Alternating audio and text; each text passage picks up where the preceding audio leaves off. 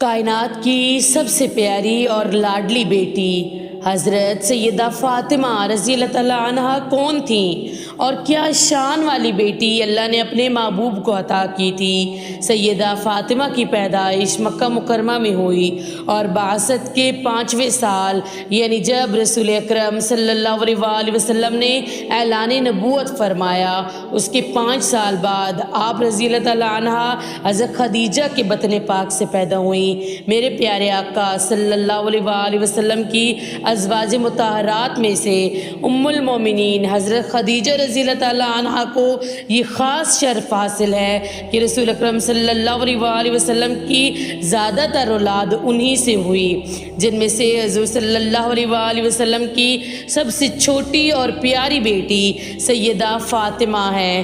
صرف حضرت ابراہیم رضی اللہ تعالیٰ عنہ حضرت ماریہ کی بطیہ سے پیدا ہوئے تھے، جبکہ باقی اولاد حضرت خدیجہ رضی اللہ تعالیٰ عنہا سے تھی، اور اسی اولاد میں سب سے چھوٹی اور سب سے لاڈلی اور سب سے عزیز تھیں سیدہ فاطمہ رضی اللہ تعالیٰ عنہا۔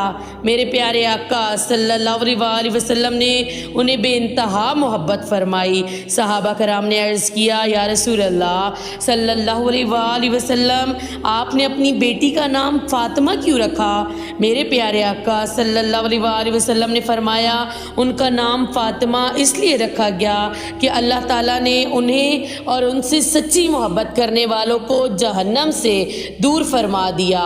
سوچئے کیسی عظیم فضیلت ہے کہ جو سیدہ فاطمہ سے سچی محبت رکھے اس کے لیے بھی رحمت کی بشارت سنائی گئی ہے۔